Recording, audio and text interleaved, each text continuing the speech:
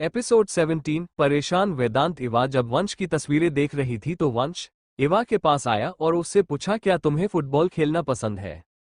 इवा ने कहा, मैंने कुछ लड़कों को इसे खेलते देखा है। भाई, क्या आप मुझे भी फुटबॉल खेलना सिखाएंगे? ये पूछते वक्त उसकी आंखें चमक रही थी और उसने अपने होठों का पाउट बनाया हुआ था। वंश को वो इस वक्त बहुत प्यारी लगी। उसने कहा, अगर तुम सीखना चाहती हो तो मैं खुद तुम्हें सिखाऊंगा। अब से मैं तुम्हें अपने सभी मच में भी लेके जाऊंगा। क्या तुम मेरे साथ चलोगी?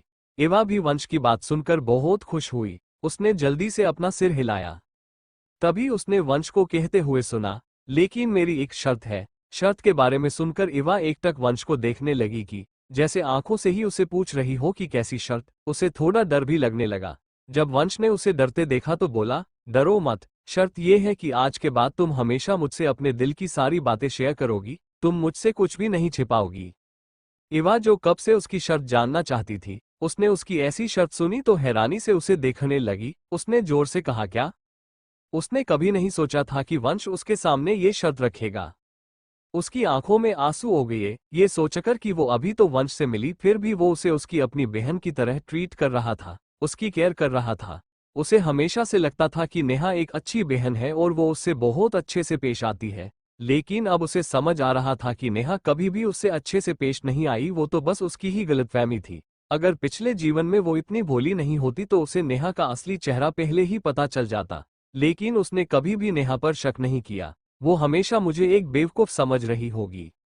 वंश ने जब इवा को ऐसे रोते देखा तो उसके आंसू पोंछते हुए कहा, क्या तुम्हें पता है, तुम रोते हुए बिल्कुल अच्छी नहीं लगती। मैं चाहता हूं मेरी बहन सबसे खूबसूरत दिखे, ना कि बंदर जैसे।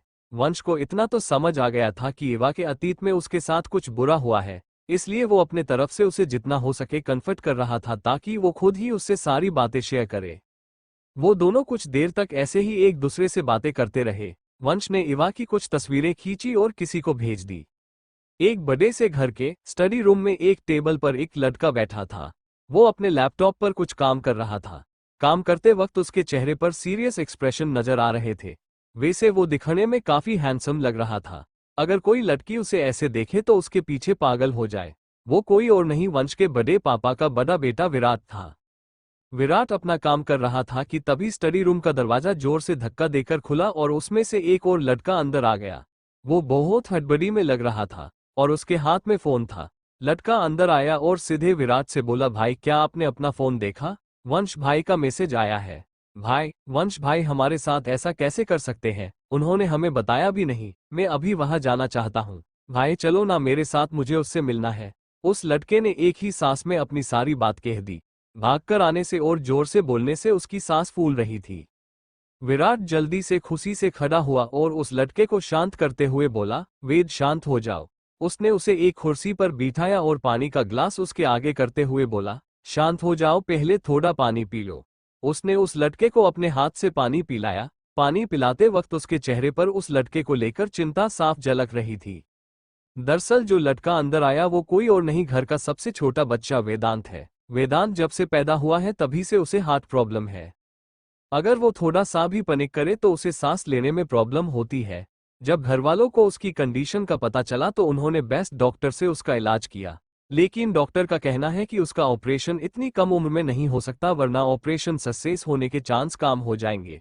इसलिए घर में सब लोग उसकी बहुत ज्यादा केयर करते हैं। सबसे छोटा होने की वजह से वो घर में सबसे लाडका है। वो घर में सबसे बड़ा बदमाश है, जिसे हर वक्त सभी को परेशान करना पसंद है। पानी पीने के बाद वेदांत थोड़ा शांत हो गया।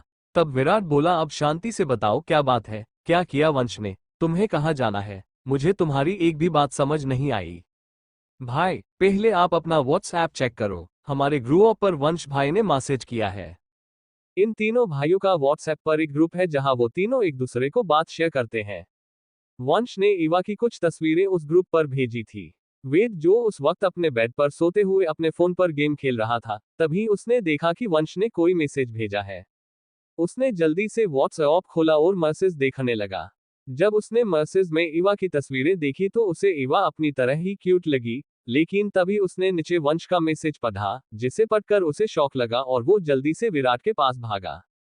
तो क्या लगता है आपको कि ऐसा क्या था उस मैसेज में कि जिसे देखकर वेद इतना पैनिक करने लगा? क्या होगा जब विराट उस मैसेज को पढ़ेगा? कैसा होगा उसका रिएक्शन उस मैसेज को पढ़ने के बाद? वेद कहाँ जाना चाहता है और क्या विराट उसे उस जगह लेकर जाएगा? आपको क्या लगता है कमेंट में बताना। इसका क्रेडिट जाता है पॉकेट नोवेल रीडर पर। फिर मिलेंगे। लाइक कैरन और सब्सक्राइब कैरन। लाइक कमेंट एंड शेयर करना मत भूले। कल फिर मिलेंगे।